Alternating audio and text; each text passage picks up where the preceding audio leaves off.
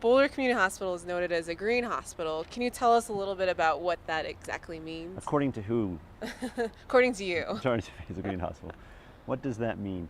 Um, First, I would like to say publicly that the whole idea of a green hospital, I'm a little bit leery of the whole idea of green. It's my own personal. Um, I, I'm hoping that the green term won't go away, that it won't just be sort of the taste du jour or the flavor du jour of the month or the year, because this is not about what we do today. This really is a journey for us. It started back in 1986 with two nurses wanting to start a small recycling program, and the hospital saying, "Sure, why not?" And then we've moved down this journey, and we've built the first LEED certified hospital, and we've implemented waste reduction programs, and our story, I think, has had a positive influence on many folks around the world, from Canada to Europe to Malaysia to Australia. I mean, people from around the world have looked upon our example. And so what I'm trying to do is build a healthy hospital. And a healthy hospital, again, to me, is back to what I said earlier, which is that connection between health and environment. We have to make that connection, because this is our only life support system out here. This is it. We don't get another shot. No one's building another one. And again, a healthy community means a healthy environment. So as an industry, it's our moral importance to ensure that we don't, by the mere operations of what we do here, that we don't, this is again my opinion, it's shared by a lot of folks, probably a lot of folks at BCH, but it's my opinion that we have to take that seriously and recognize that when we buy polyvinyl chloride for our products, which we do a lot of, what is the impact of dioxin, which is a known human carcinogen? You know, studies are showing that it has an effect on breast cancer. There's a lot of effects of the materials that we're using, air quality, water quality. So I'm trying to make this hospital responsible for its actions. That's not really answering your question of why it's green, but that's our intent. And I think if anything else it isn't necessarily, to me, the reason why this hospital has garnered that attention, and I think it is one that has been earned, and it's not something we just talk about, it's something we just do. It's just part of our DNA, is because we have a culture in here. It's not just because we built a LEED certified hospital, it's not because we reduced our waste, it's not because we put solar panels on this facility, it's not because we have cloth diapers, we're working with an organic. That's not the reason necessarily why we're trying to become sustainable.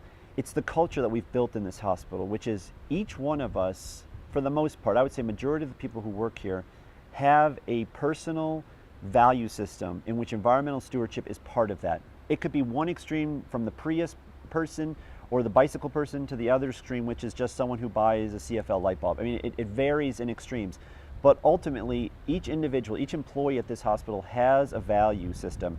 And we're allowing them to sort of reflect their own values here at this hospital. And we're creating a culture in which people can speak up and say, as a good example, the other day I had a nurse, their patients get to-go cups every single day, and probably 4, 5, 6, 7 times a day, getting a to-go cup. She said, you know, instead of us using a to-go cup, why don't we use a reusable mug or something to that effect, so we're just reusing it over and over again, making sure it's clean, doing all the right things, instead of throwing away all these disposable cups. She's felt empowered because of her environmental commitment. She felt like, you know, there's a better way to do this for the patients, for our hospital, and for the environment. And that's why we are where we're at, is because of the culture we've built, not necessarily, also including, but not necessarily by what we've done, but it's the culture that we've built. That's what I'm most proud about this hospital.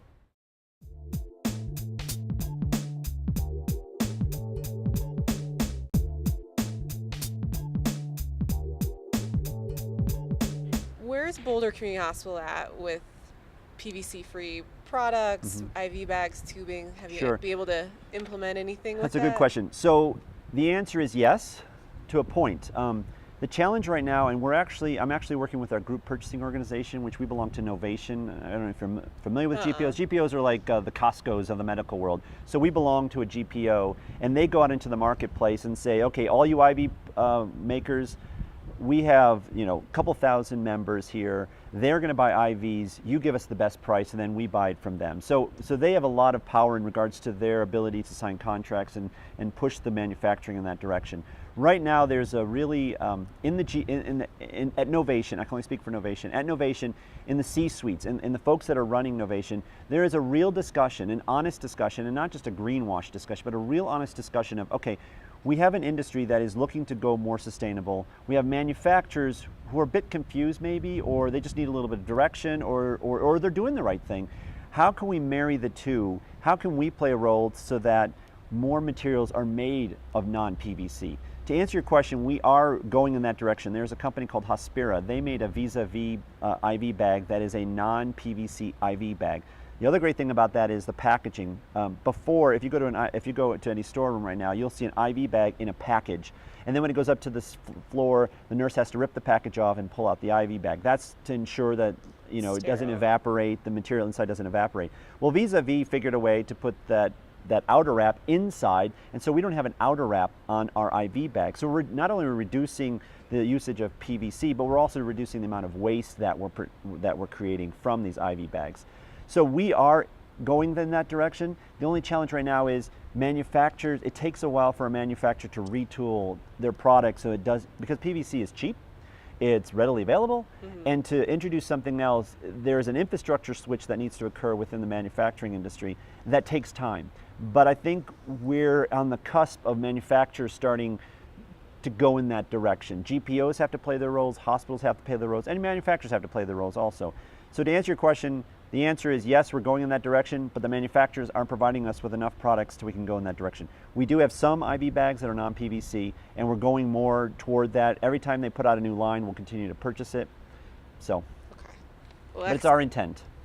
Boulder Community Hospital was given an award by H2H Hospitals for Healthy Environment in 2006. What's next for Boulder Community Hospital as far as distinguished awards or challenges that you're going to take on? What is next for BCH? I think our question, what I'm trying to do is solidify in the foundation of our organization sustainable practices. So it's not just me, and it is always me, but so that it becomes apparent within facilities, EVS, lab, wherever, that we just approach every challenge that we face with a sustainable perspective. That is the goal, is to really cement sustainability as part of the foundation of this hospital, really strengthen the fabric of the sustainability efforts in these hospitals. But my ultimate goal, if you will, if I could dream just a little bit, my ultimate goal is to take the hospital off the grid. As I mentioned, we purchase a lot of coal-powered energy, and as Thomas Friedman says, energy from hell. I'd like to buy energy from the heavens. Reduce our energy consumption. Right down the street here, down Arapahoe, we're on Arapahoe and Foothills, is a coal power plant. Just right down there. You can't see from here, but it's right down there, and that's where energy comes from. Well, that coal goes into the air and emits mercury and all these other wonderful things into the atmosphere. And even though you can't see it, you can't smell it, there's a reason why we're not allowed to eat fish out of ponds anymore. There's a reason why we are encouraging pregnant women not to eat lots of fish because of those very issues. And I'd like to see this hospital get off of that altogether. Now that's a dream. I don't know if it's possible today, but maybe in 10 years we can speak again and I can say, yep, we're totally off the grid. We are self-reliant on energy from the heavens or wherever. And not only that, I think one of the great opportunities is that the medical industry spends $5.3 billion, that's with a B, $billion a year on energy consumption. $5.3 billion. If we were as an industry, so there's not a lot of money in the industry. I mean, we're always, as you all know, money is tight. What if we were, as a nation, to address our environmental concerns and focus on the medical industry, reduce energy consumption by conservation means, but also look for alternative energy sources to reduce the amount of money that we spend on energy altogether? Think of the impact. Let's just say reduce half of the energy. $2.5 billion that could go toward medical care, could go to personnel, could go toward so many wonderful things, and that would really take a step forward toward our whole green society.